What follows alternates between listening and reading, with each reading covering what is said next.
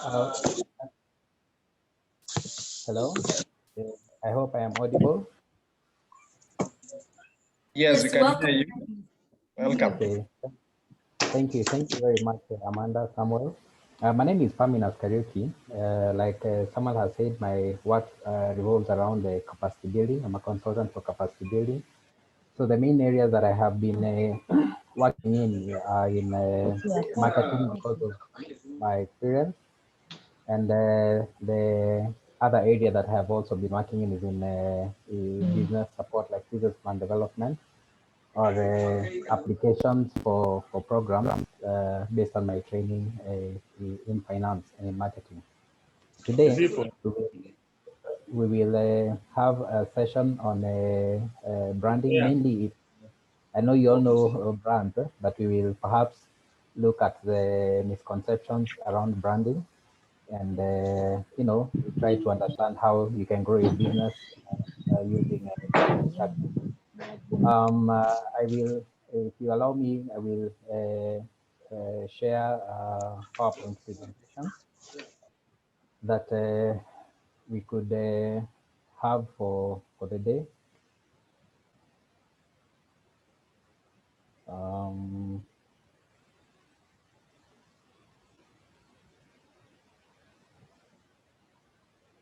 I hope you can all see it. Looks good. Okay, thank you.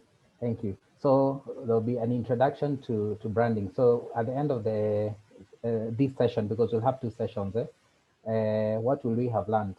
So one, we'll discuss we'll see what's the difference between a product and a brand. Then we will now define what branding is. We will also look at the branding decisions that we are familiar with and how those work at growing your brand equity. And we will also look at how you own a brand or the brand you're working with, how you relate with it. Are you the owner or is it on license? Can you do private brand or can you co-brand? So the next three or four slides will be very interactive. Kindly unmute and respond. What do you see on your screen? Anybody in any order? Mercedes-Benz. Okay. The logo for Mercedes. Okay, that's Linda. Thanks. Anybody else see something else?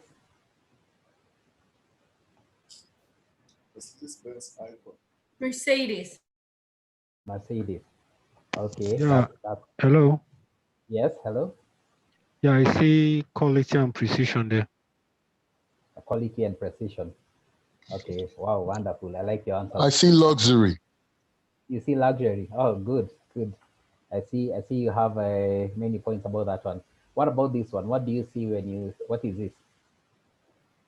Kiwi polish. Ah. Okay. Okay. I Somebody see else? school.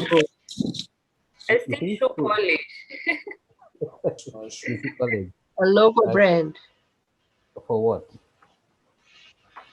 for shoe polish. For shoe polish. Okay. Good. Anybody else? When I say Kiwi, I think of school. Think of school. Yes. Okay, okay. Quickly, let's see. This one, and I'm sorry, I know that people from another country. Maybe you can say if you know what this is. Anybody, okay, maybe from Kenya or the other countries. Mobile money. Anybody else? This is M-Pesa from Kenya. Okay. Information technology. Information technology. I like your answers. Okay. What about that? What is that? Petroleum. Okay. Anybody else? Academic. Sorry? It's a brand. The brand for? An oil company. Sure. Okay, okay. Then I've just never one last seen one. that. I was going to say it looked like South America to me, but I've never seen that brand before. But it would make sense if it's South America. Yeah, Okay. the shape. Oh, the shape looks like South America. Oh, the shape at the right side. Okay. Okay, okay. Now it's good. That's an interesting answer. I see we want to hear what everybody says when they see this. So at this point, there is no right or wrong answer. It's what you see, what you remember when you see this. Finally, what is this? Fertilizer. Okay, anybody else? A Viking board. Uh-huh. Somebody else? Services. Yara, a fertilizer company from Europe. Okay, Brand okay. logo for Yella, a fertilizer Okay. company. Good. Thank you very much. Now, to answer you all, to respond to your answers, you are all right in your own ways because it is what you perceive. Now, what I have been showing you are logos, and a logo represents a brand, and a brand represents something. So what we're going to understand what you mean by branding. So with what you have seen with all that, what you've done with all that, there is a distinct identity, because you would not say that this brand is you're not confusing two particular products, but you are recognizing that represents something. So we went ahead, and some of you were saying, like when you saw the Mercedes logo, you're saying elegance, you were saying quality and all that. So branding is a combination of that. It's an identity that communicates something. So a brand is not just an identity. It becomes a brand in total when it is an identity that says something. And when I see that, I will know this is this and for this. So when you saw Mercedes, you could say, it's for all that. When you saw Kiwi, you could not only say the chew poly, but you remember it's back to school. So you could remember children are going to school. That would be an ideal market for them. So it's what it is. So the name or the term or the sign or the symbol or design or a combination of these is what helps you relate something to it. Nowadays, there's also sound, because when you're in a meeting somewhere or in a restaurant or in a quiet place and somebody's phone rings, you can tell the brand of that phone just by the ringtone. Sometimes if it's not a song, there are those ringtones that are renowned for Samsung, that are renowned for Nokia, for brands like that. So nowadays, even sound can communicate a brand. So remember the set of benefits that come from that. Now, when you're the person selling that brand, remember that what the people or the market associate with your brand is what you should sell. That should remain as the brand promise. So the brand promise is that when you say Mercedes is elegant, then the person who makes Mercedes should always make Mercedes as an elegant car. The day they will make Mercedes not elegant, and people will say this is not Mercedes. People will feel they know another brand and not what you're presenting to them. So a brand is basically giving an identity, and that identity should go with some benefits. So maybe we are all, with your brands in your company, perhaps you all have identity. So maybe what you should work at now is moving to get a perceived benefit that will come out of that. So we'll look at quickly what's the difference between a product and a brand. Now, someone had told me that people said it's a product, people said it's a brand. Now, here is how we look at them. A product is what you're making in the factory. If you're making fertilizer, if you're making honey, that is what you're making in the farm. But what the consumer buys is the name, is a brand. When a consumer goes to the shop, what do they ask for? They don't just ask for that. If your honey is known as Africa Best Honey, when your consumer goes to the shop and says, "Give me Africa Best Honey," now they are communicating a brand. They're not just saying, "I want any honey." Now, a product can be copied, but a brand is unique.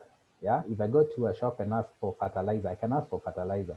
But if I have your name or give the specifics about your brand, then I can only get what you're selling, because now the brand is unique, unlike a product. Then products are instantly meaningful. When you see water in a jar, it's for drinking. When you see soda in a bottle, it's for drinking. When you see a pack of snacks, and what they have there, automatically it's for eating. But brand, on the other hand, becomes meaningful over time. So people will have to experience your brand, and experience is not just in how you use it, in how you position it, how you package it, everything, for them to now relate it to something. Remember, it's what the consumer appreciates about you that you will sell.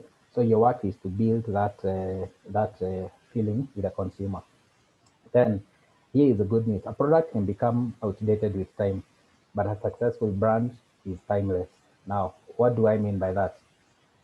When you look at now this talking of how a brand is timeless, I could ask quickly, what is that on the what do you see on your screens? A film, camera film. Good, camera film. Anybody else? Or you all see a camera film? Yeah, that's the correct answer. No, when was the last time any of you bought a camera film? Has any of you bought a camera film in the last 1 year, 2 years? No. No. Why have you not bought it? It's obsolete now. It is not Exactly. relevant now. Outdated. Yeah, It's outdated. Presence of Obsolete. smartphone. Yeah, exactly. Smartphones. We've gone digital. We no longer do those things of taking photos and taking them for production, and then you have to wait they come. Now, there's something I want you to note. Now, the company that was making that is called Kodak. Now, you can see Kodak on that brand there. Now, with the advancement of technology, Kodak should have died. But what did Kodak do? Kodak went ahead to make another product. So the name Kodak continued. You see, the product ended with the first product ended, but another product came. And when the people were going to buy this Kodak camera, they were buying it knowing we have known Kodak over the years. So these are the game players when it comes to camera. So that's how a brand is. The product you're having today, just in case it becomes obsolete because of one reason or the other, or because of advancement in technology, or in changing diets, or in environmental rules, then if you had grown your brand, you don't worry, you move on to see what that brand can be applied to. So it's good to note that a brand is timeless. Now, quickly, what you do is when you're looking at brands, is that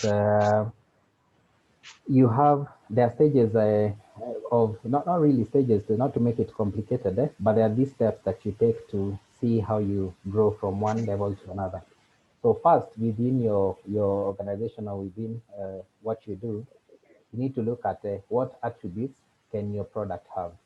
Now remember, attributes can come from different spheres. It could be about your quality, it could be about where you sell, it could be about how efficient your product is. Just look at what you do and see what you can position about it. So those are what you call your brand attributes.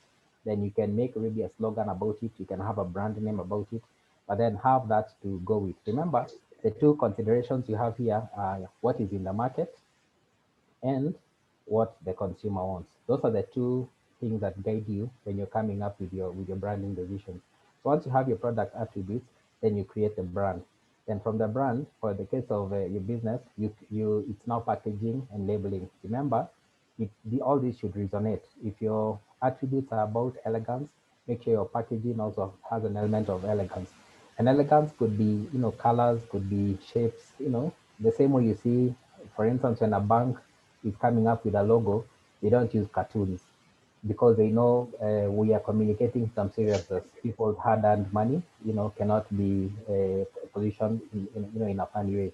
Same way when you're doing something for children, you don't overcomplicate it. You don't make it too corporate. You make it a little funny, including the colors, so they can relate to that. Now, once you have that, you're already set. Then there are value addition services that you bring later because your clients or your customers already appreciate your brand. Now it's extra that you can do. And I was showing you the signs, the logos before there. I showed you a logo for M-Pesa. M-Pesa is mobile money transfer by Safaricom. Now, when Safaricom grew, they knew that they can do much more for their people. So they did value addition services. So today, you may be annoyed with Safaricom, the brand, but you may not leave it because they have a value addition service that is of very much importance to you. So the level of growth, if you come up with the attributes and introduce your brand to the market, is now you can look at what value addition services you can have. Like in your cases, maybe if you're selling honey, you can see what else can you do. You can do packaging in a good way. Then another value addition service could be you could do different kinds of packaging for what you see in the market requires. Have like small bottles for the children and all those kind of things. or if you're doing, your fertilizers, you look at what is environmentally friendly, all those things. So some value addition services to make it exist. So quickly looking at the attributes again. So the product features are what you use in positioning your product. There's something you need to know about marketing and branding. You do not really tell a lie. When you say your product has perfectly mixed ingredients, you're not saying that other products do not have perfectly mixed ingredients, but the market appreciates you saying it first. Remember, it's you saying it and communicating it the loudest. You saying it first and communicating it the loudest, then the market will know that yours is perfectly mixed. So the market appreciates what you have, not because of what they have investigated to find out really, but because of what they have come to relate with you based on your communication about what you have in the market. Now, you could talk of your product comes in 1 or 2. This could be now in a slogan. It comes in 1, in 2, or 5 kg, or 10, 25 kg.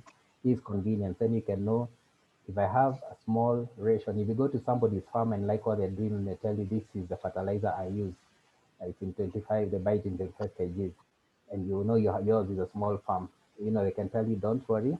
If it's for your small farm, you can take the 2 kg pack. That kind of convenience, or the other way around. Or when you talk about something that you say your product helps to do, strong stems, farm roots, those things, you have them when you're positioning. Now you're showing how your product is effective in what the consumer wants. Now, or you can say it's at agro shops and supermarkets. There again, you're communicating something about your brand, and in this case, you're talking of availability or retail. Now, remember one thing: in marketing generally, or in branding, you do not sell what you have, but you sell what the consumer wants. If you sell what you have, everybody has what you have. But if you communicate what the consumer wants, then it's engraved in their minds that that is how something ought to be done. So maybe we can go and look at some two aspects. One aspect you could look at is the brand name. One. Now, sorry? That is the principle of marketing. Oh, the principle of marketing. Yeah, okay. Good, thank you. Hello? Okay, we can continue. Okay. Now, you have a brand name. Now, how do you come up with a brand name? Remember, these are not cast on stone. These are not rules that are cast on stone, but they are to guide you when you're coming up with a brand name.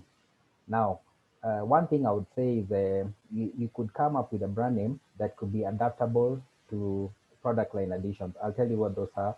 How those are. But briefly, just to tell you, you may not sometimes be confident of your farm size right now or what you're doing right now. But what will surprise you is as your farm grows, you realize that there are things that you had not thought you would ever do that you end up doing.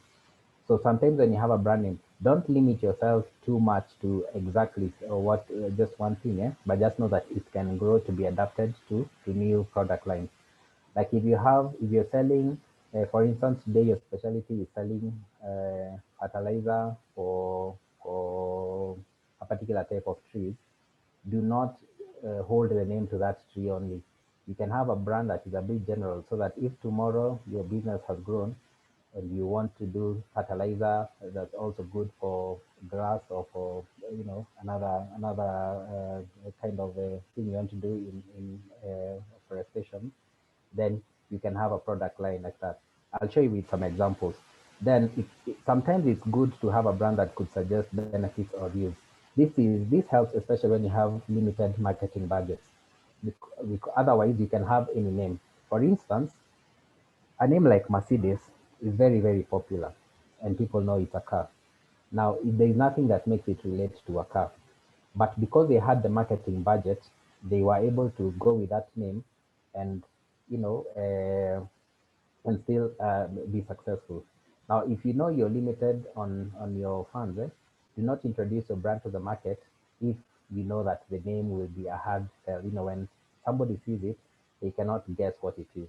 because sometimes you're not there with them at the market when they're making the purchase decision. So it's good if you could suggest a benefit or use, not custom stone, but it is an easier way to penetrate.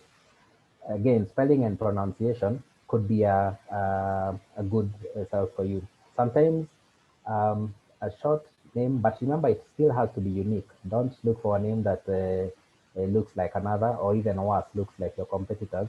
Have your own name so that you can have, this the spelling and pronunciation can be a bit distinct and unique.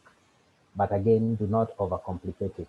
If you overcomplicate it, then you will have a harder time selling the name even before you sell the brand. However, if you have marketing budget, you can use whatever name.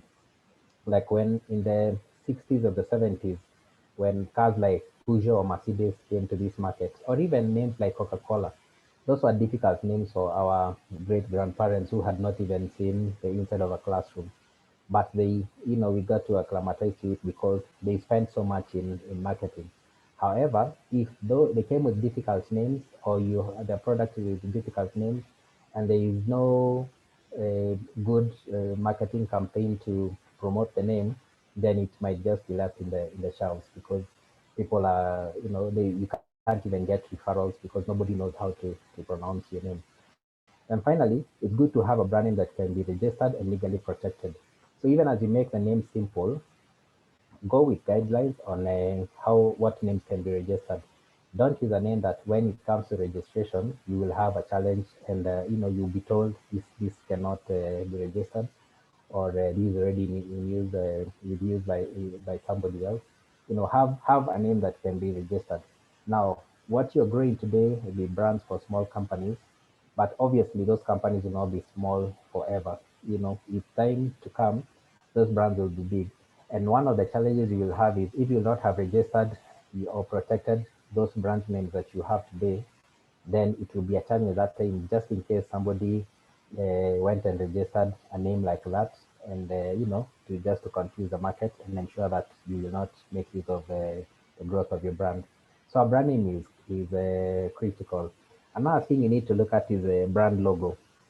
Like I've just told you, when we were doing the introduction, the brand logo is very, very critical. It's good to have something that is mainly unique.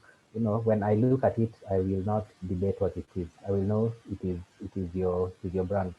I liked when there was a bit of debate on the Ola brand, and I use it because it is a relatively new brand. Ola is Oil Libya Africa. That is the oil company brand. They recently rebranded to just have just the letters of the names, the acronyms, and not the full name. So yes, the reason that you are still not sure about it is because they have not communicated much about it. So if there's somebody here who is in marketing and knows those people, can tell them, hey, we need to hear more of you communicating of your new name. So a brand logo here is you can use symbols, you can use shapes, or you can use fonts. Fonts are now the letters you write. So your logo does not necessarily have to be an image. Your logo, your brand name, your brand logo should not just be.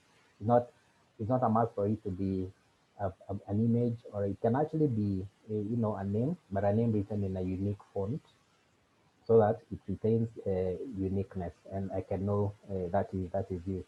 The colors are very, very critical. If you're doing something that relates to, for instance, environment, the colors that you ought to work with and what colors you ought not to work. Actually, the critical thing is to know which colors not to work with, the colors that can confuse the market. The colors that really would not relate to what you're selling. So avoid such. Then also with the brand logo, ensure it's something that can be registered and legally protected. Because if the market knows your logo so much than it even knows your name, then you have good brand equity in the market.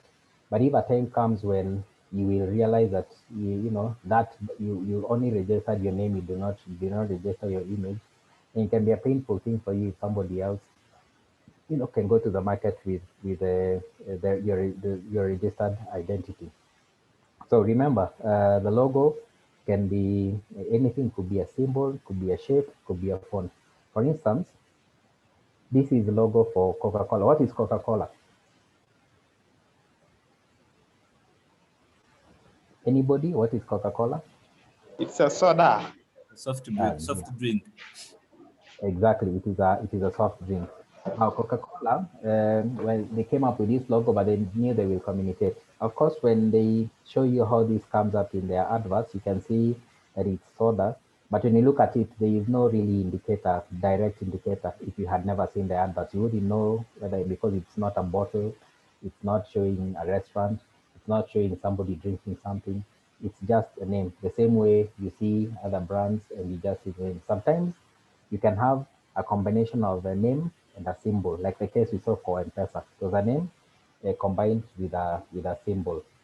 So this is just an example. So you can imagine your brand name here, or you can imagine if you are not very creative in coming up with a unique text like this, you could have the name, yes, but then also have a symbol or a shape that would make you look unique in the market. So mainly that's it. Now, when you talk about branding, the main reason you want to do branding is to position yourself. Now, that is brand positioning.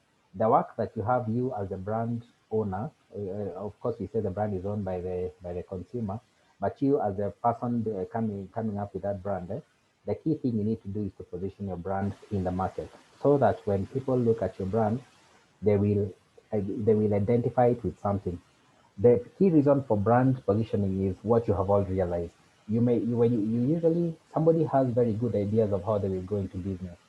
But then when you go into business and have your product in the market, the first thing that hits you is how many other competing products are in the same market. So the concern you have is, now will people buy mine? There's already another one, people will buy the other one. But the thing you need to remember is there is always space for something new, because there is something that the consumer wants that maybe is not in the market. So when it comes to branding, branding is more or less getting into the market that is already with other players, but now carving a niche for yourself. Saying, yes, there are many players, but there's something I offer.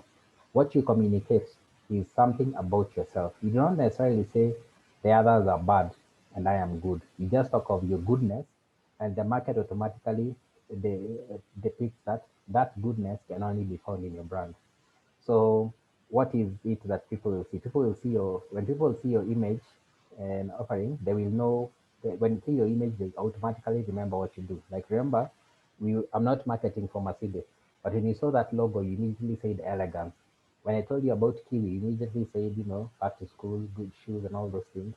It's because you already have a definition of what it means beyond just saying the name. You're going a step further to give an attribute about it.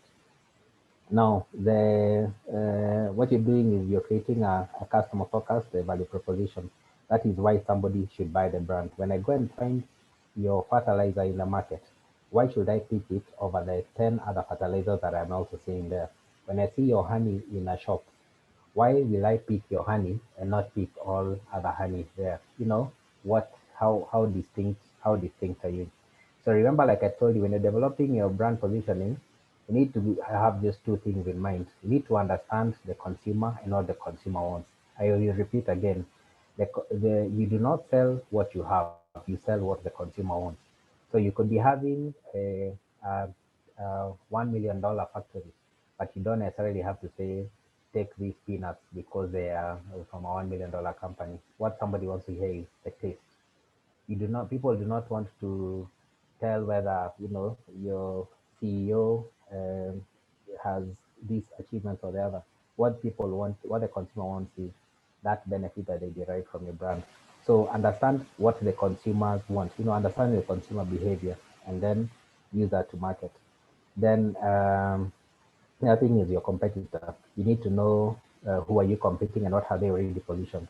If somebody has already positioned something strongly, let's say you're selling honey, and somebody else has already positioned strongly the element of theirs has nutrition. They even have campaigns and working with the Ministry of Health in showing that they are accredited for nutrition. Then pick something else, because it will be a hard sell for you to already do something that is already entrenched in the market. Look for something else that you can do. But if you want to do what somebody else is already doing, then be prepared to spend more in marketing than that person, because the only way to get the brand into the people is on the level of marketing that you will have. So remember to look at your direct competitors and also look at close substitutes. There could be the competitor brands that you're dealing with in the market, but also people could be using something else. Like when you're doing fertilizer, there could be other organic fertilizers that are competing with your brand. Those should be a concern to you. However, you should also be concerned of what else when the reason for using that fertilizer is brought by what need. And when a farmer has that need, or when somebody has that need, what solution do they normally go to? So it's also good to know what those substitutes people go for.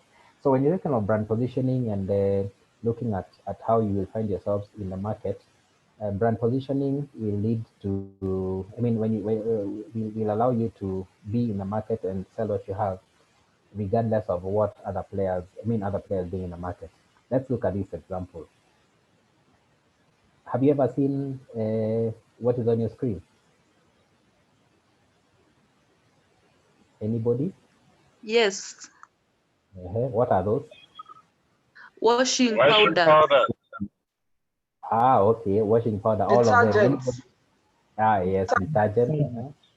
Anybody else has a different answer? They Or are you stain agree? removal.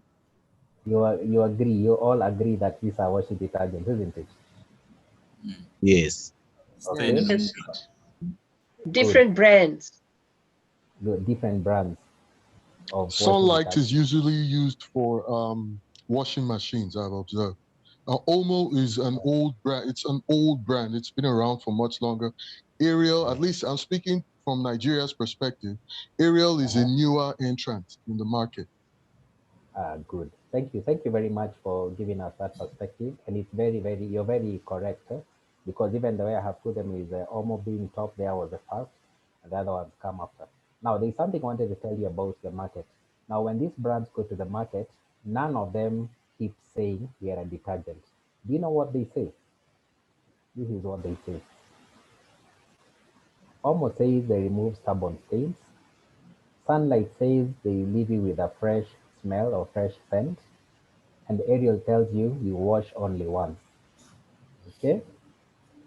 Now, this is what the consumer wants to hear, because the consumer knows that Omo is a detergent, Sunlight is a detergent, and Ariel is a detergent.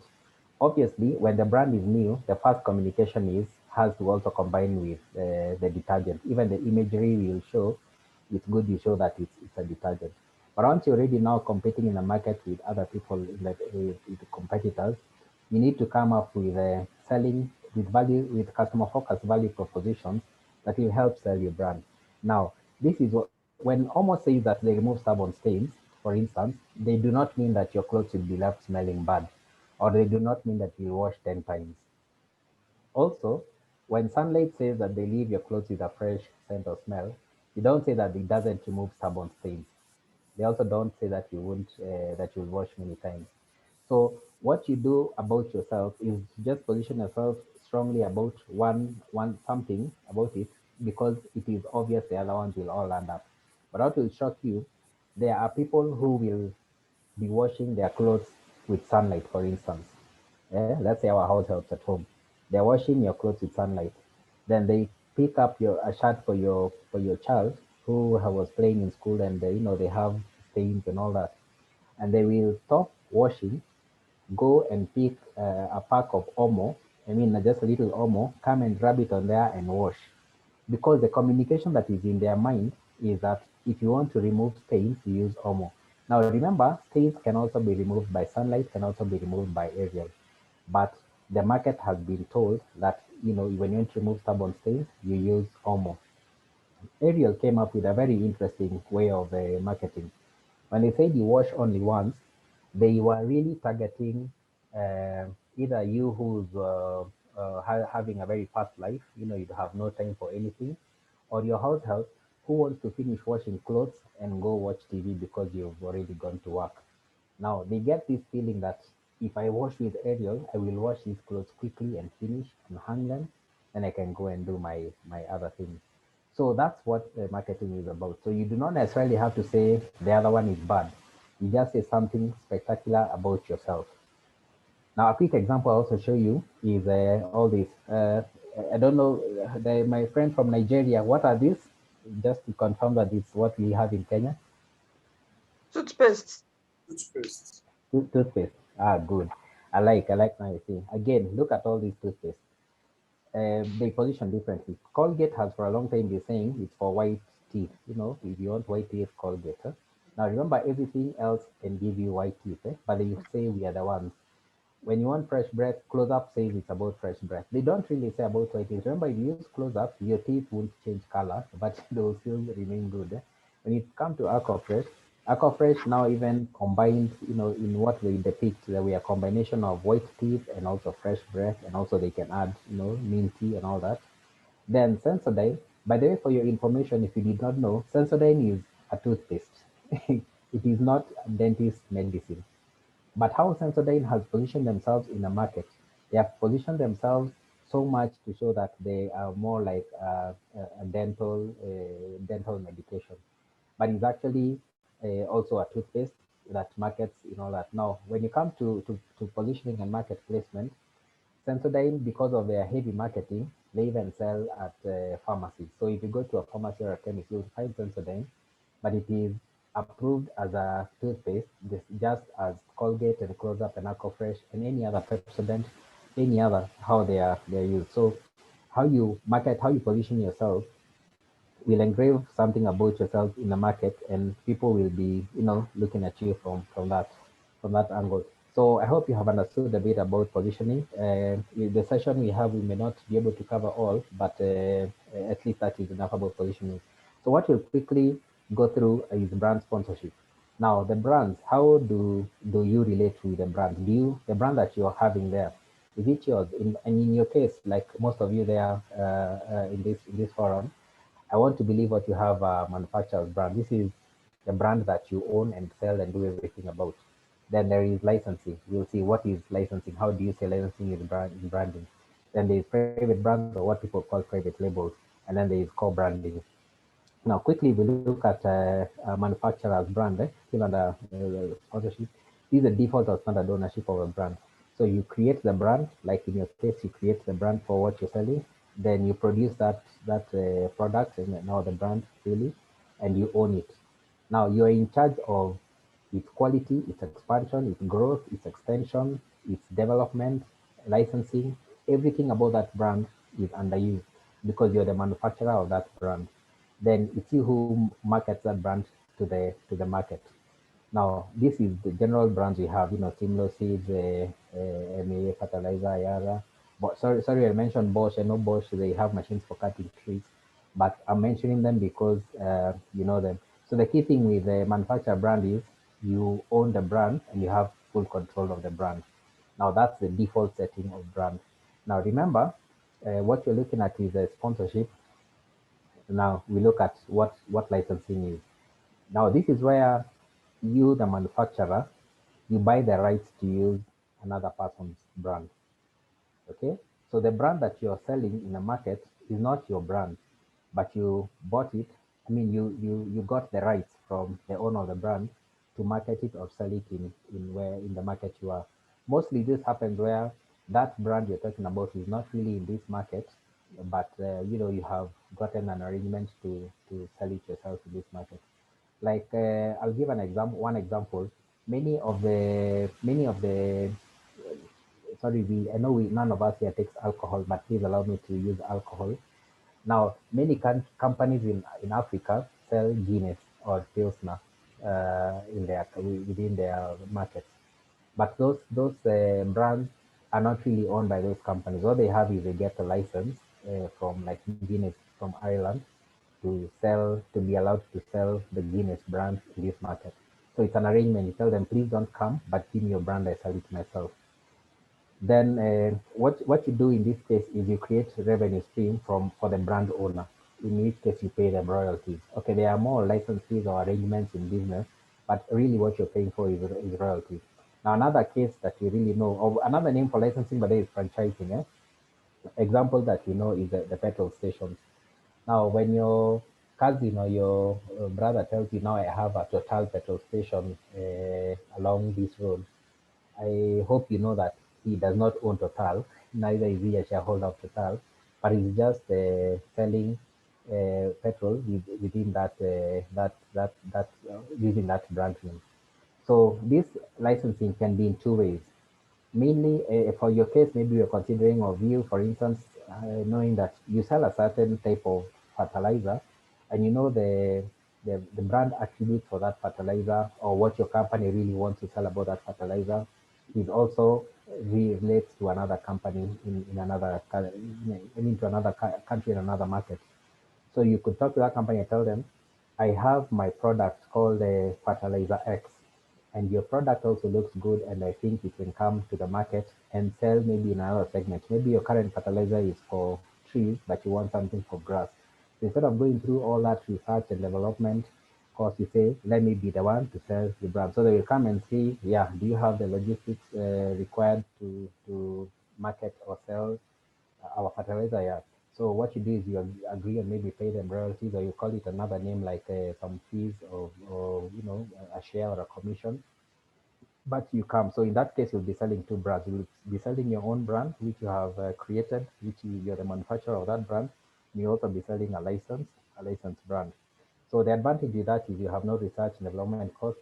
Also, most of the time you have a relatively with any marketing costs. Like the example of the guy who was at Total petrol station. He does not need to run adverts on TV or newspapers. He just needs to open the petrol station, and guys will come and you know, buy fuel from there. The other one is a private label. Now, private label is where you, the manufacturer, you customize branding for another party. So you have your own product. So once you create your product in your factory, instead of naming it your company, you give that another somebody's company on, and that person will have placed an order for that. So maybe somebody could come. An example is when you go to a restaurant and find, you know, I mean, not to a restaurant, when you go for a conference at a hotel, like when World Resources Institute invites you to a seminar and you're at a hotel, and you see the water that you're taking is branded the name of that hotel. Now, that hotel really does not have a borehole or a water making bottling company. They just talk to a company that does deals in water and sells to them. Now, for your case, remember brand sponsorship is also strategic in business. You could know of a program that is perhaps being run by an institution that is doing something about afforestation. And you could tell them, listen, for your product, can I do sacks of fertilizer or this particular kind of seed and bring them branded your program name?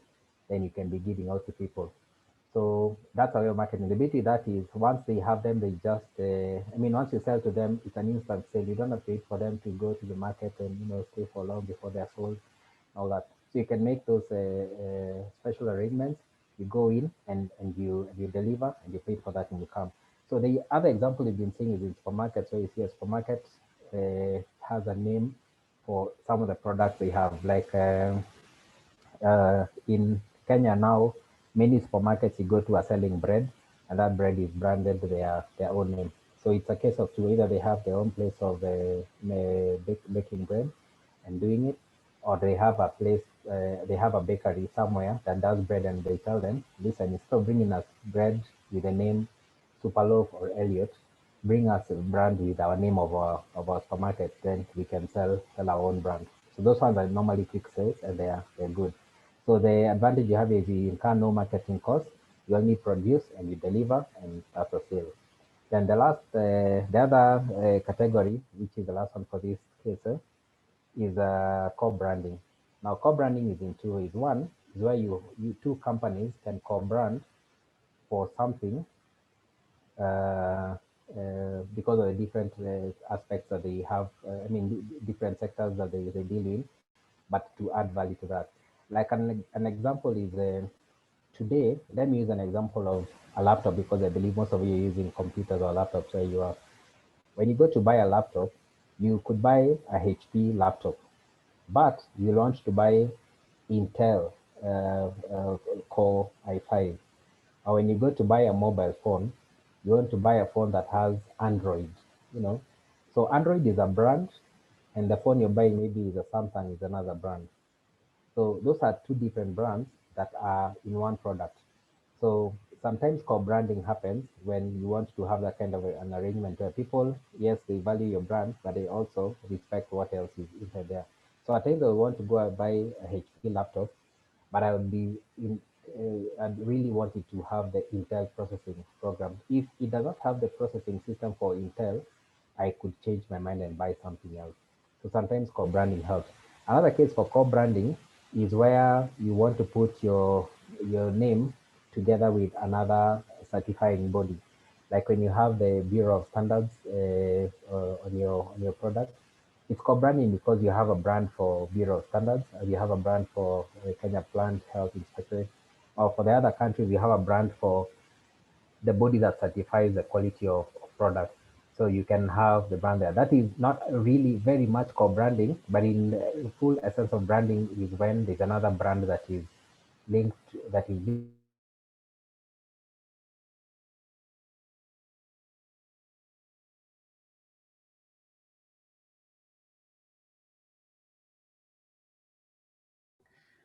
I think that Perminus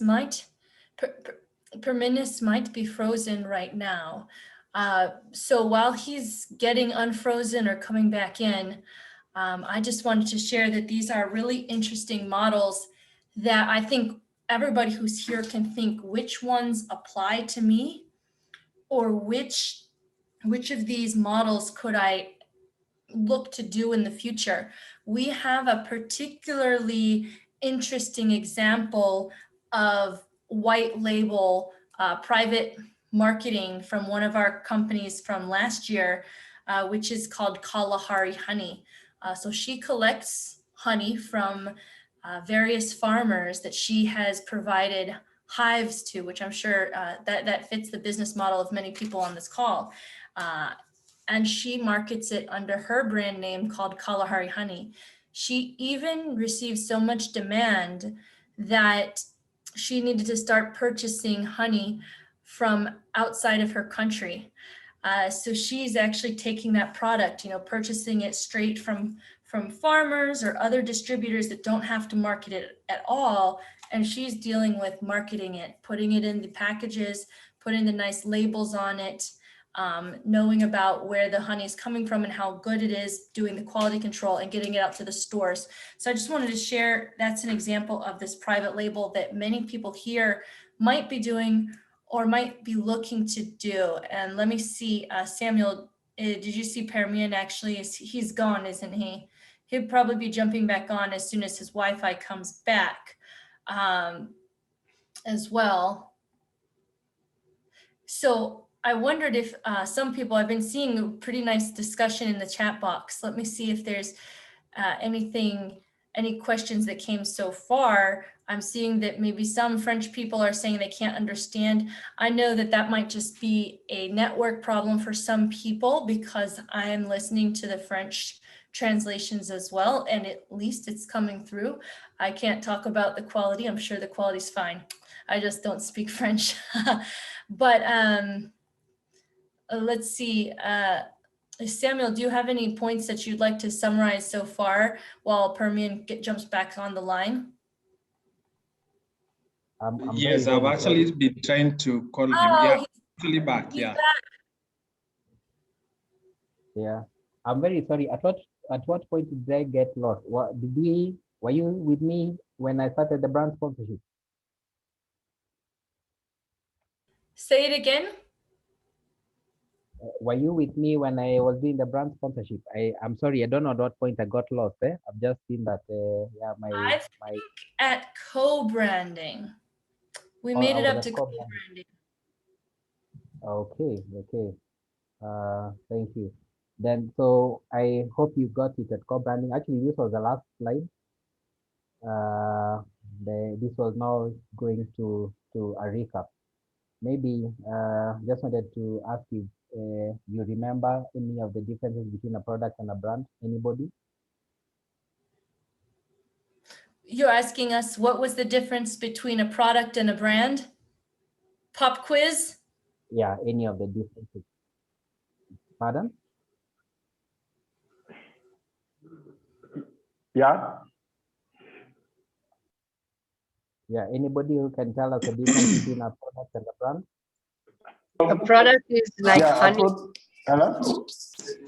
breadfruit Je flour. voulais directement répondre si j'ai la parole. C'est le grand. Okay. Somebody was saying a product is like honey. Un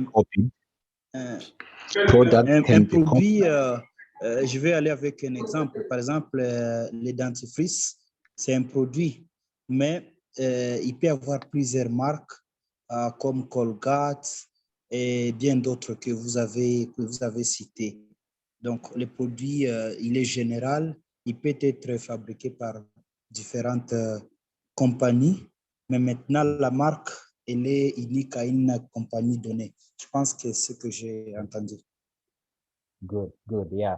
One is, the product is not really different from many other products, but a brand is unique, is not really general. Yeah, I agree with you. I'm not very good in French, but I can listen. But I'm sorry, I can't answer in French. Yes, that's a good example. Anybody else with an example of a difference between a product and a brand? A product can be copied, but a brand is unique. Yeah, great. Thank you. Yes, anybody else?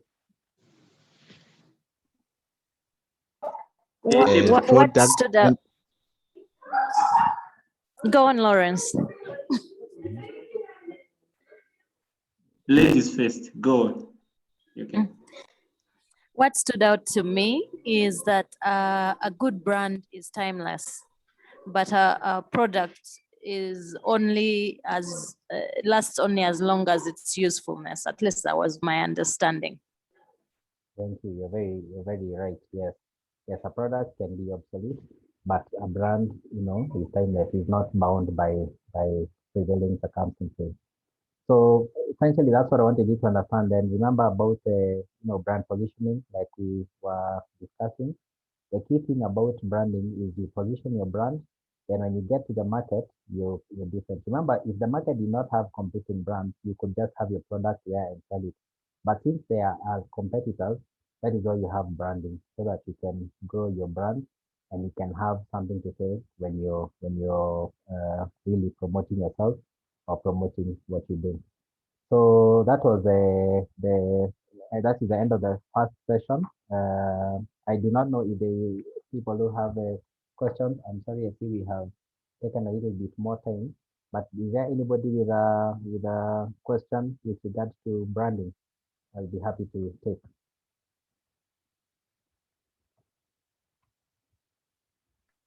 I have a question, though my hand is not up. Yes, continue. Another thing that you mentioned was that a good brand will be able to absorb new concepts. I don't remember what wording you use, but it can absorb other products on maybe the value chain or other products under that brand name. My question is, how do you prepare for that, especially as a startup? How do you prepare for to have the push product that's going to hook or kind of build your brand with, that you're going to build your brand with, but also prepare for diversity under that brand name? I don't know if it is clear. It is clear. Yeah, so that is Isela. Hello? Yes. Is that Isela? Okay, Isela, thank you. Yes, this is Isela. Yes. Yeah, Isela, I'm sorry. Yes, Isela. Yes, the next presentation I have will take us through that, but I'll still share briefly with you. Yes, the name that you come up with will be your launching pad, will be your name. Now remember the decisions you have to make for your case. Like in your cases, you have companies or enterprises or businesses, and you're introducing brands into the market.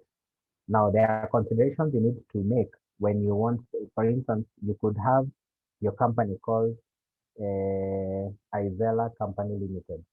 Then the question is, will your brand also be called Isela assume, what do you deal in? You do, what do you sell, Isela?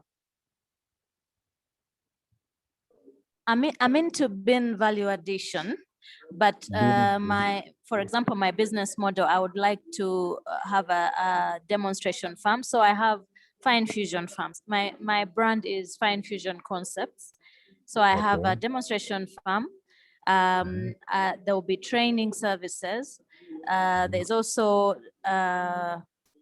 we don't intend to produce the bins, but we intend to add value to the bins. So there's also the aspect of working with smallholder farmers.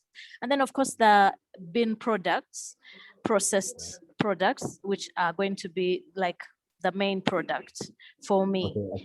Okay, thank you. I think I have understood. I have understood that. Maybe in the interest of time, that's good. And I see you have a very good model there that you're working with. Now you have your company, and I get it, your company name is different from the product that you're selling. That is good. That is actually strategic. It's only that you do not really call it, you may not think it's strategic, but it helps. Now in the next presentation that I'll have, you will see the reasons, because there's no right or wrong way. It's just to be prepared with the decision you take.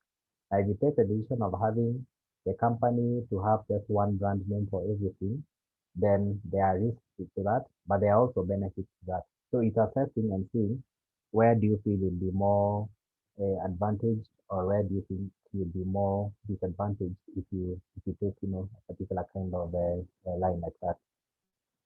So maybe I think let me answer to that point, because the next session will elaborate more on that. So, but thank you, Isela. Anybody else with a question?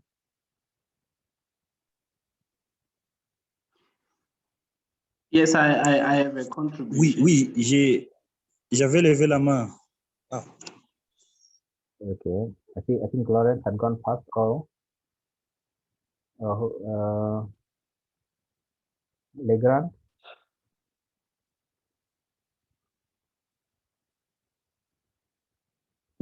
Okay, Lawrence, maybe you can come up again. So I think we aren't hearing a question right now. I also saw Divine had a cool question as well. So maybe who can unmute themselves first out of Divine, Lawrence, and Legrand, and we'll go in that, whoever can unmute themselves so we don't wait for a long time. So go ahead. Je suis là, j'ai une petite question, c'est Legrand. Je voulais savoir pour une entreprise qui vend les services. Par exemple, nous, parmi nos produits et nos services, nous avons un service de formation en culture de champignons. Comment faire les marquages pour un service? Je ne sais pas comment cela peut se faire dès que ce n'est pas un produit physique. Merci. Okay, thank you. Amanda, kindly, if you don't mind, please interpret that for me in English. Amanda, kindly. Huh? Yes? Yeah. Amanda, kindly interpret that for me in English. Okay. Did you hear the question or somewhere? Oh, okay. Yeah.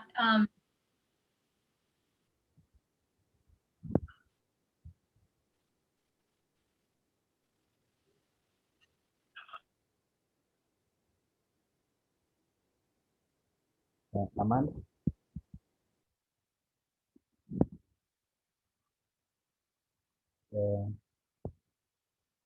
Amanda, Legrand was asking a question.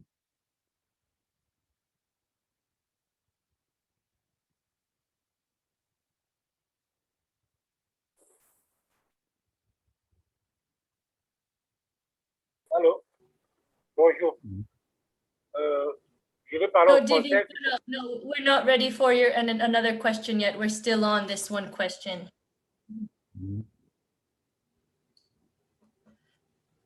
So for everyone who speaks English, you will need to select the English option from the globe, and then you'll be able to understand anything that's spoken in French. But Perminis, did you catch the question? No, I'm afraid I did not catch the question.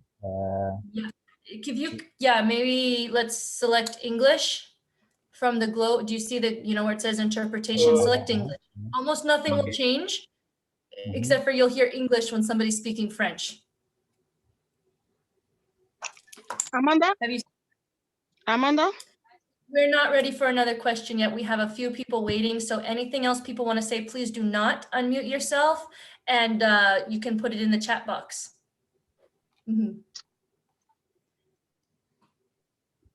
Okay, so Legrand, could you kindly maybe come back with a question for Yes, that'll be great.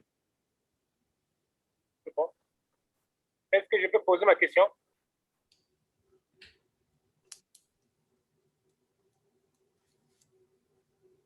Oops, now we've lost you, but I think it was, how do we do branding for a service instead of a product?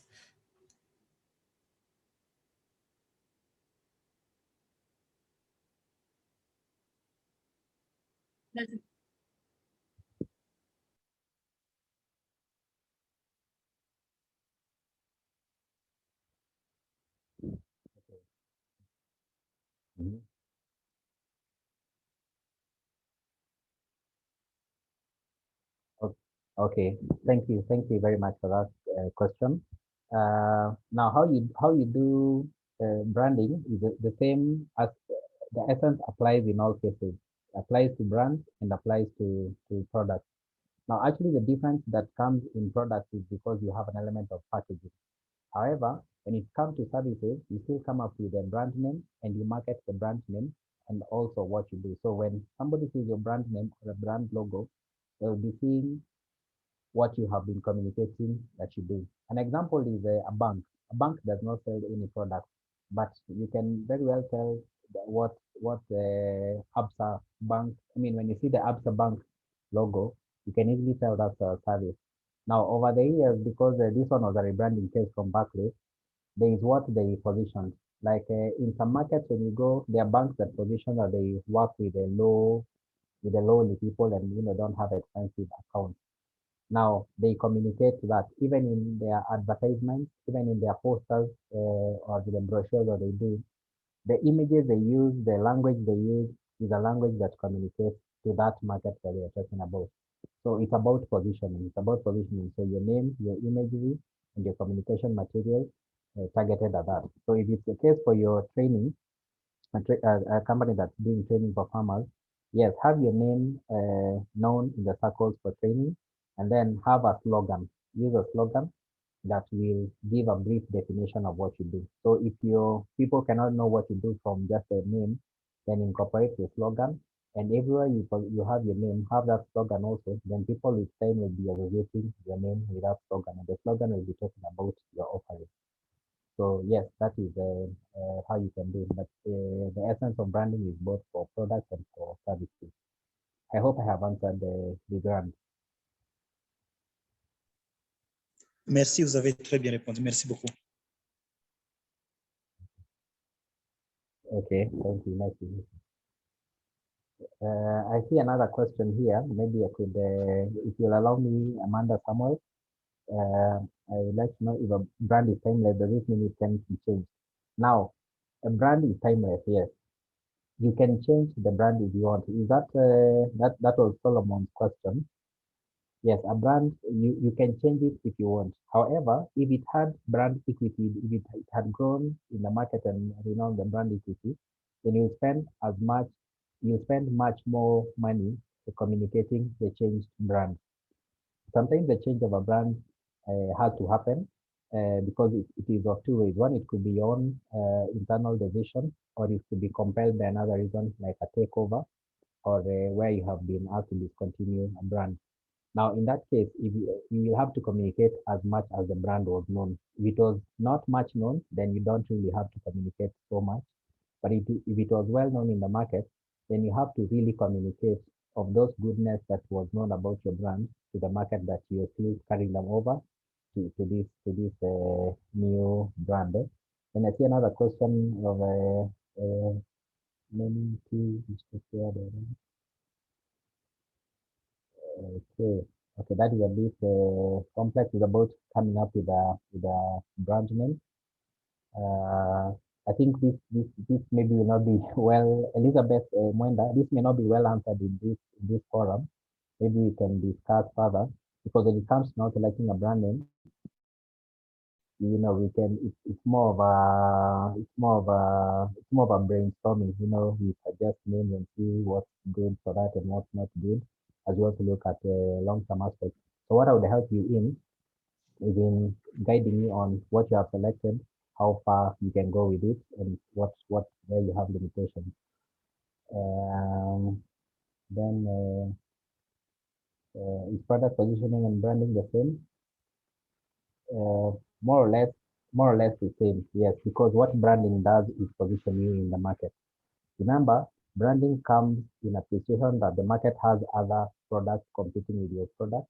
So what your brand has to do is to position you in the market and show, you know, you different from what the other ones are doing. So yes, brand positioning goes with branding. And I'm happy you're asking about that, because many people confuse branding with labeling. When you have a product and you want to put a label, you say, yeah, I have branded it. That is different. Branding is when, you know, the identity communicates something. Yeah. Anybody perhaps with a question, or can you move on to the next one, Samuel, Amanda? Yes, mine is a contribution. Hello, can you hear me? Mm-hmm. Yes, I've realized. I can. That's Lauren. Yes, I have realized that branding is in the category of intellectual property, and we are also struggling in our company to invest in our brand, because we have realized that a brand is also an asset in our company, which can be also valued. And also, like for instance, if we look into the example of Apple, the brand value of Apple is more than all the assets of the company. Thank you. Yeah, that's good. Lawrence, thank you very much for bringing that. If we had a very long, maybe we'll see if we can arrange for a time when we can have branding training. We normally do branding trainings, and it's usually compact, and it can take maybe 2 days to have, you know, the full aspect well elaborated. But thank you for bringing that up. You're very right. Brand valuation is something that happens in advanced markets. First, that when you're valuing your company, when you're selling your company, you just need to give a computation of the value of your brand. And now the beauty is that the computation of the value of your brand is not done internally.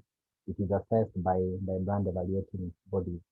So in developed markets, a company can take a loan, and the collateral will be the license or the brand ownership title, without even giving out any other assets. And also, when you're selling a brand, or when you're doing like the cases we're talking about for licensing, you're able to charge more if your brand has a high value. For instance, in countries where the brand valuation is at advanced levels, a company that wants to work with another company's brand in another market, they use those brand valuation reports to see how much they will be paying for the royalties. So yes, brand is an asset for the company. You're very, very correct. And thank you for that.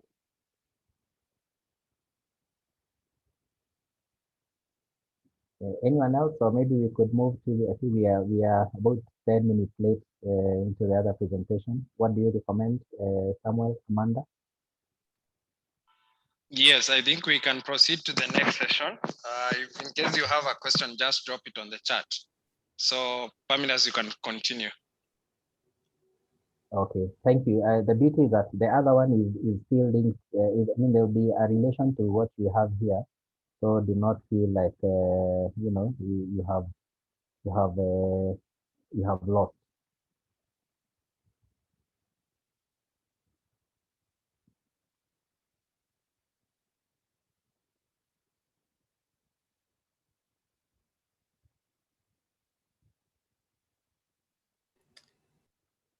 So then the other session that we have is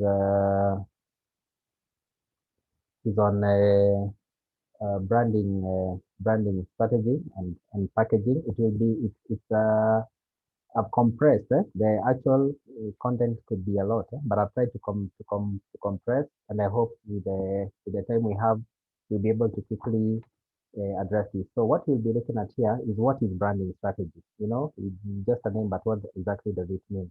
Then we look at those four options when it comes to branding strategy. Then we'll go to packaging and labeling. You know, what are the functions of packaging, if you know, and you know, how do you look at the terms and regulations with branding in mind? So quickly, I will ask what you are seeing here. I realize you're familiar with that brand in the other one. So what do you see here? Anybody? Toyota. Toyota, good. What about this Toyota, the one that you Very cool. Logo. and the Toyota vehicle? Toyota products. Toyota products. Okay. Now this particular car is called a Toyota Corolla. Okay. Now Toyota company, I don't have the history of their very fast car, but Toyota Corolla is one of the most popular cars globally. But then they went on to come up with other vehicles. Now, if Toyota had started with this Toyota Corolla, they came up with another one, which is the smaller one there, which I think is the Toyota Vic. They came up with another one, which is the Toyota Wish. They came up with another one on the bottom, on the top right corner, which is a pickup. They came up with another one on the bottom right, which is a Toyota Land Cruiser. Now, note something. All these vehicles are Toyota. So when Toyota was making the pickup, for instance, they did not call it another name. They called it Toyota, but they added something to it. Now that is called a line extension. Remember, they would have come up with a totally different name and you would not have known. But remember, they grew the heritage of the Toyota brand that when they come up with other vehicles, you will see the other vehicle and now recognize that it is also a Toyota. Now let's look at a different. Now, what do you see here? You had told me earlier on, that's Coca-Cola. Now, now that was the first beverage for Coca-Cola. You had told me it's a soda. It was that soda. Now, when Coca-Cola was selling this soda, they over the period realized that the market that they are targeting has a segment that they are not addressing. So there was a segment that said Coca-Cola has sugar and it's unhealthy. So they initially came with Coke Light, and now I think they have Coke Zero. They tell you there is no sugar and all that. I don't know how true that is, but they have communicated that there is no sugar. So remember, at this point, Coca-Cola is still the brand name Coca-Cola, but they have said, yes, you want to take us, but you do not want our sugar, so we can make something for you that has zero sugar. Now, there is so far much you can go with this kind of stretches because another segment would come and totally want something different. So the same company, Coca-Cola, went ahead to come up with these other brands. So they say the children don't like Coca-Cola as it is, then there was Fanta for them. Then they said we have some markets that don't like Coke as it is and find Fanta for children. They were done for Sprite. Then came maybe another segment that said I normally mix my drinks with something, and maybe I could do with a bitter lemon or a tonic. So they come up with a different name. So remember, Coca-Cola did not call Fanta Coca-Cola Fanta. They dropped off Coca-Cola and just said this is Fanta, this is Sprite, this is Crest. They did not say this is Coca-Cola Fanta. They don't say this is Coca-Cola Sprite. Remember, they still have the brand, the heritage of the company brand behind them, Coca-Cola. But when they are in the Fanta bottle, the only thing they do is just mention that this is a product of the Coca-Cola. But there is no way you will ever confuse between Fanta and Coca-Cola. So that is when a company now wants to do the same product, but a different variety and use a different name. Remember, in the first instance, you want to come up with a similar product, but a different variant, but still maintain the same brand name. Then down here, you want to do the same product, but with a different variant and with a different taste. Now, you can also go to an extent of introducing a totally new product in your company. So this is not a soda. You come up with water, and you call that water Dasani. Remember, they would have called this water Coca-Cola, or they would have called this water Fanta, but they called it Dasani. Now, the advantage of doing that is Dasani is a bit is on its own. If one day the World Health Organization will come up and say Coca-Cola is dangerous, they can discontinue Coca-Cola, but will still be selling Dasani and will still be selling Fanta, Sprite, and Crest. Now, that is the advantage of not sticking to one name. When you stick to one name, you have the advantage of the heritage, little marketing. But unfortunately, sometimes the market believes in you so much that when they see any other name in your product, when they see your name on any other product, they will only remember the attribute that they saw in this one. So this will help us now understand branding strategy. So remember, coming just a quick recap, is a brand name, term, sign, or symbol, or a combination of these identifies a commodity with some value. Now, those set of values are what you get from that. Now, in branding strategy, is now looking at, based on how the market appreciates the current brand that you have, or what you want to introduce to the market, how can you grow from there? What will your growth be? Will you grow with that brand, or will you grow with a different brand? Or if it's a startup, will you start with the company name being the same product name, or will you have your company name separately and your product name separately? Remember, there is no right or wrong. Any can work depending on your circumstances. Now, in branding strategy, we have 4 categories. Now, these categories are based on, is it the same product or is it a different product? And also the brand name. Is it the same brand name you're going to use, or is it a new brand name that you're going to use? So the matrix cannot be easy for you to understand at this point here, but let's look at them one by one. What is a line extension? Now, a line extension is when you have the same brand name extended to new sizes, new packages, new flavors, new taste, all this on the same product category. That Coca-Cola and Coke Light is one example. Another one is for this Yara. So Yara has Yara Complex, Yara Winner, Yara Trigold, these fertilizers. What they did is they did not change the name of the brand, but they now have it in different formulations or components inside there. It's the same thing, it's the same fertilizer, but for a different segment in marketing. Then when you look at the one on the right side there, it's the same brand of fertilizer, actually maybe the same product inside, but different packaging. So when you have different packaging, that's a line extension, because you have the same brand and it's the same, you have the same brand name and you have the same product inside it. But you have, for strategic reasons, you have a different packaging. For instance, this one for Yara, if you notice, the smaller one is 50 kilograms, the other one is 600 kg. So when you do this, if you in your company already have 2 package sizes, you're already doing some branding strategy. You have done a line extension. A line extension is where you have the same brand name, the same product, but now you're giving it in a new size, a new packaging, or you're altering the flavor or the components inside. For the case of like this fertilizer, you still have it. The other one is a line. For line extension, you had asked somebody, I was saying somebody, when do you know that you can do the line extension?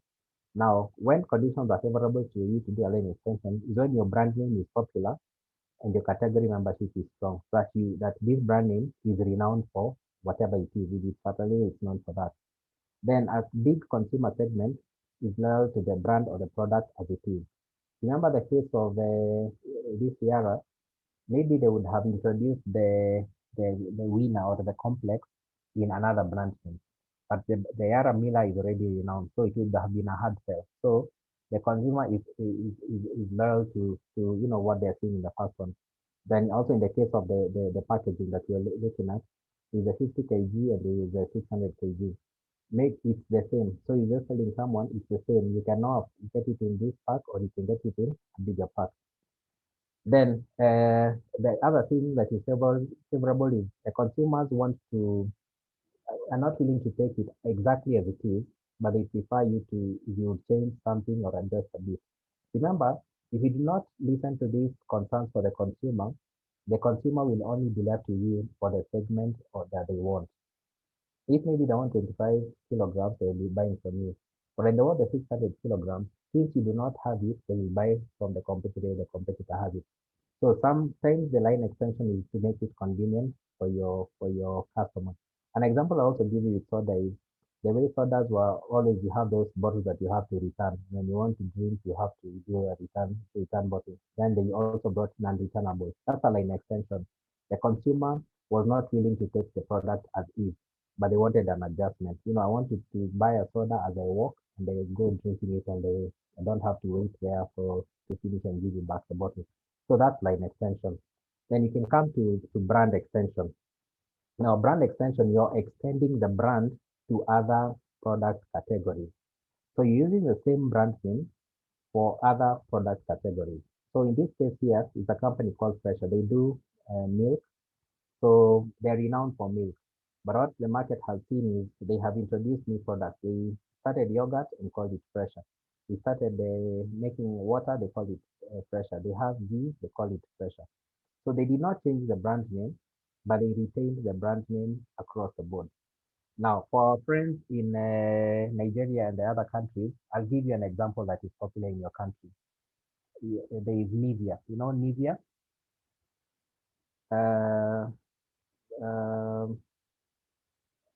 Are we still together? Yes. Yes, yeah, together. Yes, we are together. Yeah, good. So Oui, on est Nivea. ensemble. On suit. Okay, merci beaucoup. Now Nivea perhaps started with lotion. Then they came up with roll-on. Then they came up with baking soap. Then they came up with hand wash. Now they name all of them Nivea. Now sometimes that is the way a company can go. That's a branding strategy where you say, in my company, I have started with a brand called Brand X. Anything that I will ever do in this company will be called Brand X. Okay. So this could be now different. Remember, Coke had that intention initially, but then they had to get fat and all that. So when are the conditions favorable for you to have a brand extension? It's when the brand name is popular and has a very, very high brand equity. Yeah. So your brand name is very, very popular. Sometimes people do not know anything, but they know just a brand name. Maybe if I can ask, who knows the company that makes Nivea? What is the name of the company? Beiersdorf. Exactly. Yeah. Did all of you know that? Many people think that the company is called Nivea Limited. But it's actually Beiersdorf. Now you'll be shocked. I'm glad you know it. Thank you for that answer.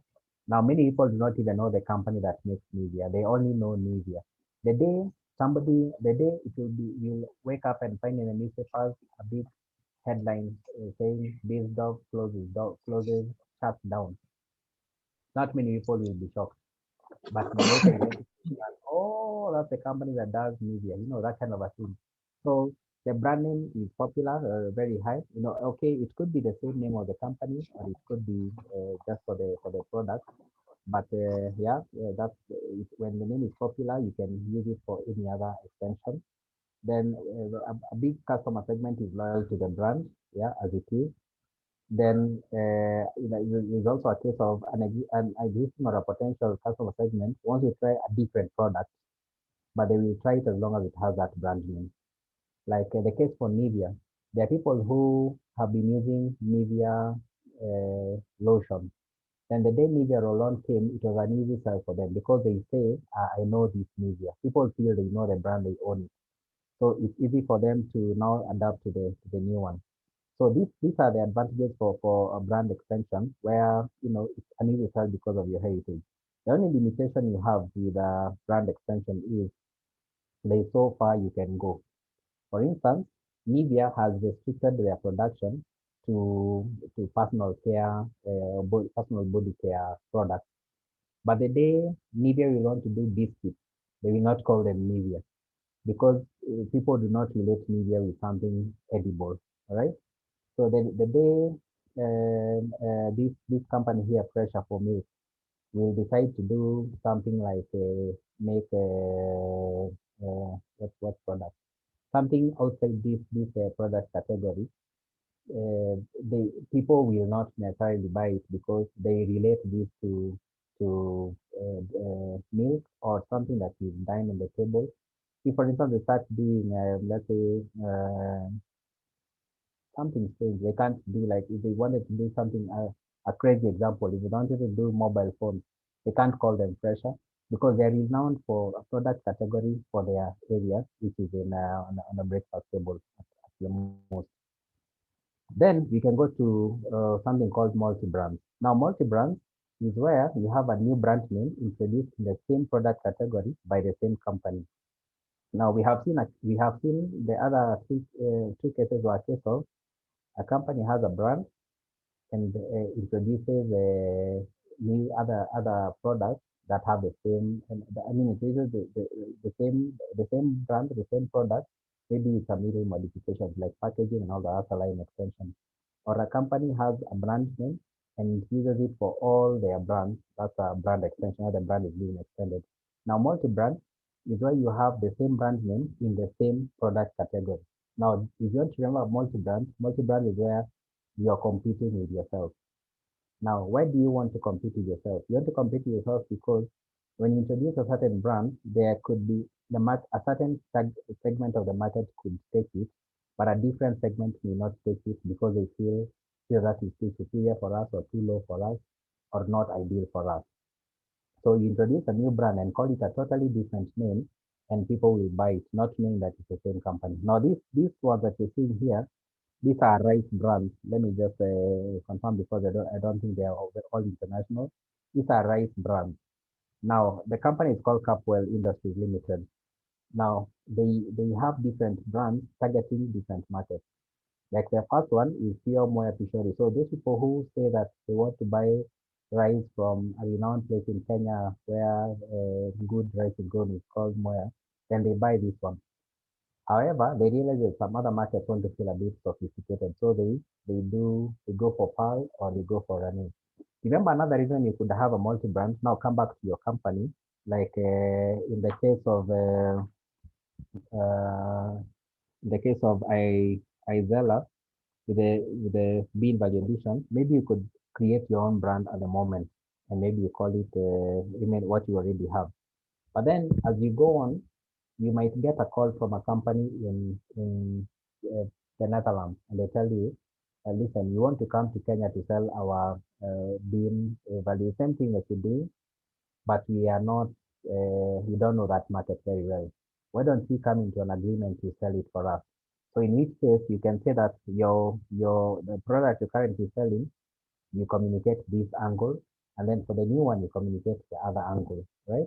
Or sometimes maybe for what you're doing, the bean validation you have is for the local market.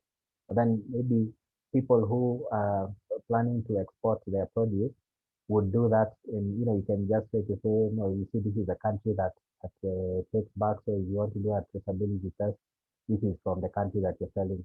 So those are the considerations you have when you have multi-brand. So sometimes you get into them because of the convenience of market, or sometimes you just want to segment the market differently, such that even if somebody wants to leave your product and take another one, chances are high they will still take a product that's yours. Now, this is a development that comes when your business has obviously grown a bit, because marketing for all this will be, I mean, they are all done separately. Now, multi-brand, like I said, is when the name is popular and the category membership is strong. And like I said, this is mostly on strategic reasons or partnership with another manufacturer. If not, you just doing it to grow your market share. Now, the other one is new brands. So new branding is essentially, this is what it starts with your first brand and then also the new brand that you introduce for new product categories. So, sorry?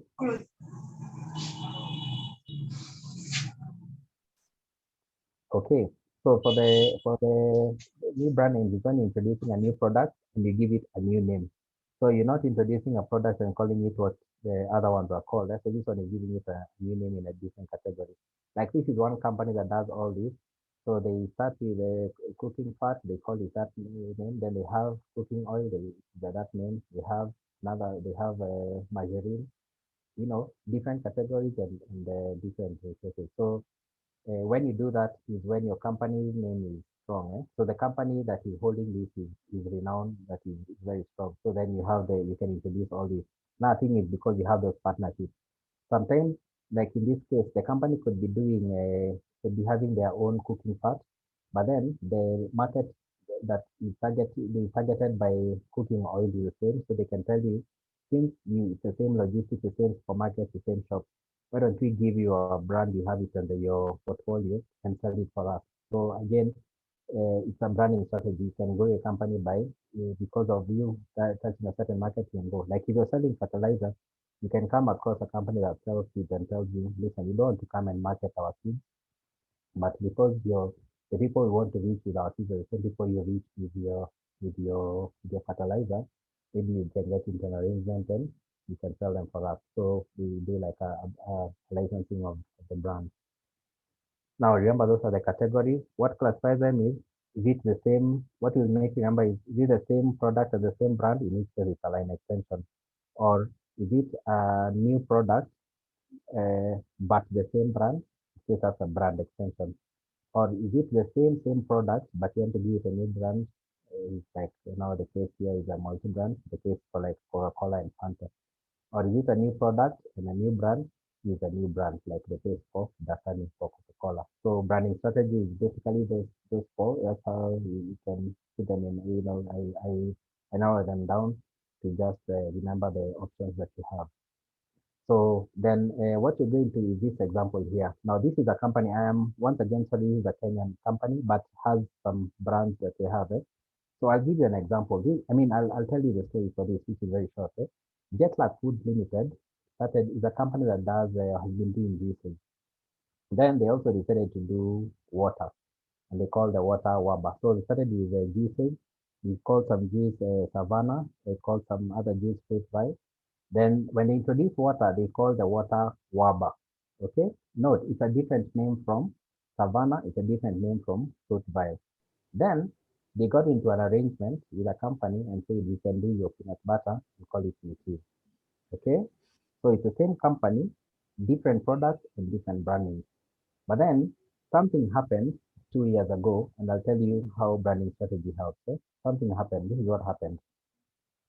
Now, the Nutriv peanut butter was banned in the market because of high levels of aflatoxin.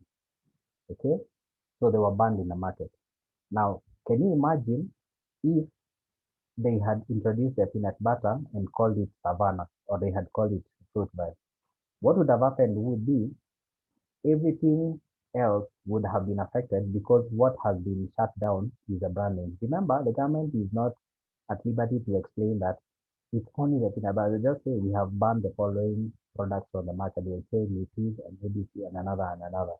So people will think Nutriv has been banned everything. So for the period that Nutriv had been banned, by the way, the ban has since been lifted.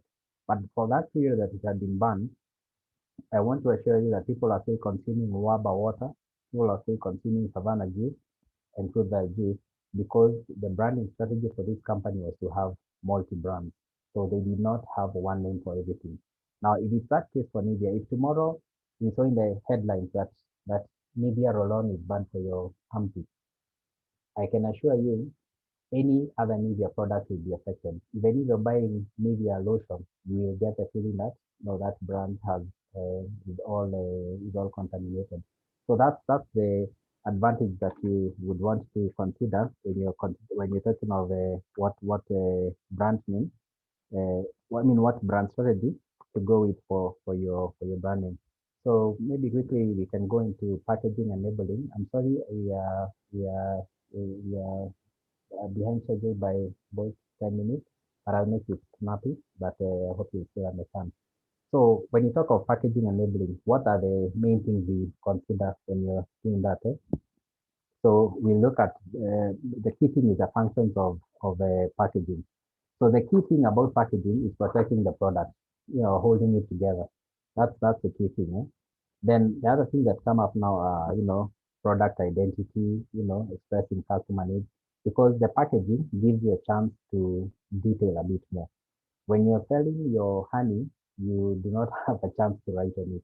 But when you put it in a bottle and you label it, because that's also a part of packaging, then you have a chance to write the name of your brand. You can write your slogan there. You can put in the mandatory information like, what's required, the nutritional value and all that. You can put the expiry date. You initially you wanted to package it, but now that packaging has all these extra things. Ensure safe use, promote and sell the product, friendly, provide information. Now, one thing you need to know is that you can also grow your company or grow your market share by playing around with the packaging. So sometimes, you can use them to promote or sell, or sometimes you can just make it friendly or convenient to use. Like the logo I showed you earlier on for Kiwi. Kiwi was I don't know if it was only in Kenya, but the Kiwi container was very hard to open. Were you people finding it easy to open? Or maybe I was lazy or I had weak fingers?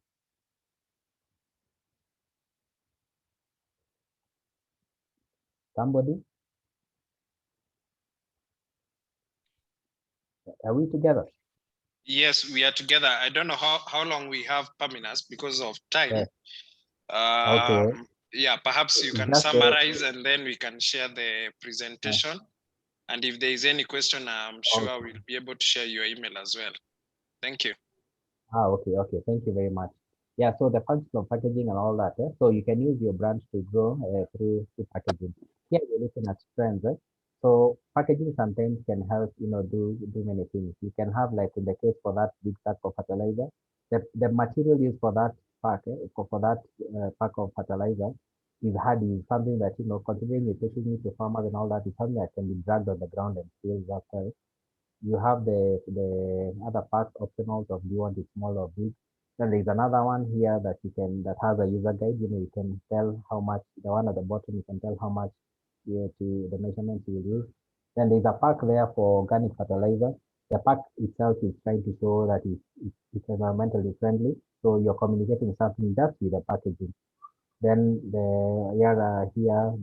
fertilizer here, you can see those packs, the way they are made, they are waterproof, remembering that your farmer is doing these things, they're also irrigating the farm and all that. So those are the trends that, or the considerations you have when you come into talking of packaging. So remember, you're guided by regulations when it comes to packaging. So you cannot go, as much as you want to be creative, you are limited by what the laws allow you. Like environmental concerns, is the material you're using biodegradable? Then, again, packaging will also come with you putting mandatory information, so like, what it has, the composition of what you have, the barcode numbers for you to know if something has gone wrong, certification. Then again, there also is a point of giving instructions. Remember, it can be on a label, put inside the pack, or it could be on the pack itself, on the methods and the procedures for you. So that was it. That was about branding strategy. So in the first section, we had more introduction of branding and brand positioning. This was not branding strategy. Branding strategy is how you can grow from the very first brand you have to later, or when introducing your first brand, how do you plan for the growth in the future? Then the last one was on the functions of packaging. So with that, thank you. So maybe over to you, Samuel, to guide on question answer session.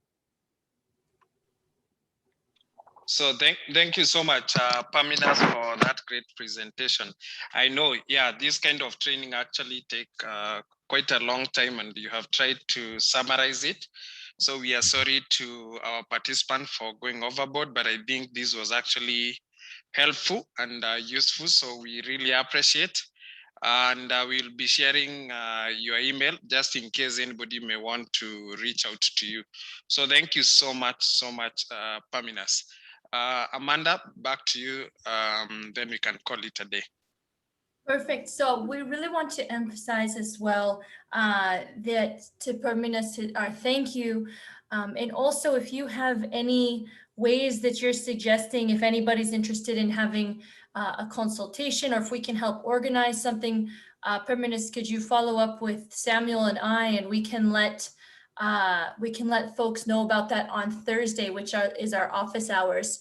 So particularly if people had additional questions, come to office hours on Thursday. We'll be collecting them all, and we can think with Paminas a way that he might share different ideas for you. And also,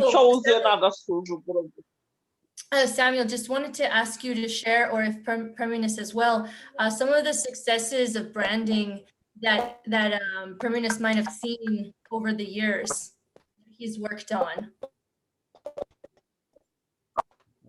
Sorry, come again. Yes, so I believe that you've had some successes in branding, and so if you could just share a few of them or something like that, then people can understand a little bit more. Now that we've seen all this great information, just a few case studies or something. Yeah, maybe I can discuss them here because I'll be brief. I think your microphone isn't very loud. That's what some of the problem is. Praminus, if you can put the microphone really close to your mouth, because I think it's just not that loud. Okay, I hope you can hear me now. That's a lot better, Okay, actually. am I audible? Yeah, it's a lot better. Okay, thank you. Sorry about that. Yeah. Yes, we've done branding. There are companies that I have supported which already had brands, but we helped them in branding strategy. For instance, there was a company that was doing cashew nuts and peanuts that we worked with in Malawi in a different program that we had. Now they were able to package to do private labels for different occasions which they had not known. So with their, as opposed to just selling what they were selling on the regular market, they were able to do special packs for them. Currently, they are attempting to do the same to Air Rwanda. I think it's been difficult because they've been trying for a while, but from the communication we have now, I think they are almost getting there. Now, I have also cases of companies that did not have brands at all, so we have worked with them. Now, mainly the companies I've worked with are in agribusiness, not by design, but I've been in different programs that have been supporting agribusinesses. So there are companies that we've helped come up with stuff for them. There's a company, for instance, that wanted to do packaging, but did not know how to do packaging because they were selling bananas. So we sold to them the concept of just putting stickers, labels. So they were the first ones to put stickers in supermarkets in Kenya. That is a company known as Mary Greens, which we are proud of. We also have companies that had challenges in selling. I have a company that was dealing in water and juice. They had challenges in selling. And when they learned about the private label arrangement, they were able to do waters for several hotels. So hotels that have workshops and seminars, they approached them and they told them we can be doing branded water for your company. So it was just about growth using brand strategy. Also, we have a company that we supported get into, they were doing porridge flour, and with the training, we helped them get an arrangement with, unfortunately, it fell, Nakumatt Supermarkets. It was a leading supermarket in the country, actually in the region, and they were doing branded flour for them. So what that helped them was for their brand name to cross over to different countries, because Nakumatt was in several countries. And the sales for the private labels were so much that they were not able, they had stopped doing their own own brands for a while until they grew their capacity and increased machinery. Sure. So these are kind of things that could be potentially accessible to many of the companies here. And I just wanted to share why you would care about branding really fast. You can see the chocolate bar here. I really just wanted to share this with you. This is just an example of one value chain. There's a lot of numbers, blah, blah, blah. The biggest number that's the most important is 6.6%. That's how much percent of every dollar, or let's say whatever currency you're using, goes to a farmer. So if I spend $10 on chocolate, only I think that 66 cents is going to the farmer. The other $9.44 is going to other things, such as the processors, the traders, the manufacturers get 35%. So what I'm showing you here is why it would be important for people to build that brand, because if you can build that brand, you're gonna get the other 50% of the revenue that's coming from selling a good. So when you control the brand, you control the processing, the packaging, you are getting more money that you can as you would with a social business, you can pay farmers better, you can pay your family better, you can offer a superior product. So that's why building this brand would be important. And want to let folks know, as we start to get the plans for our grant usage, sometimes marketing and producting and branding, is a really nice use of some of those funds, if you think that that would help your business model. So I just wanted to end on that note. So it can be profitable to build your brand for many reasons, but that's a particular reason from the chocolate value chain as an example. So of course, we're very much over time. We're going to have question and answers on Thursday. We received a lot of different questions in the box today about our application process. And let me see. Perminis, if you would be interested, you could share your email address. If you would prefer another way, we could aggregate questions for you and send them to you and you could follow up. You can let Samuel and I know, but if you're open to it, you can put your email address in the chat box as well. That can be up to you.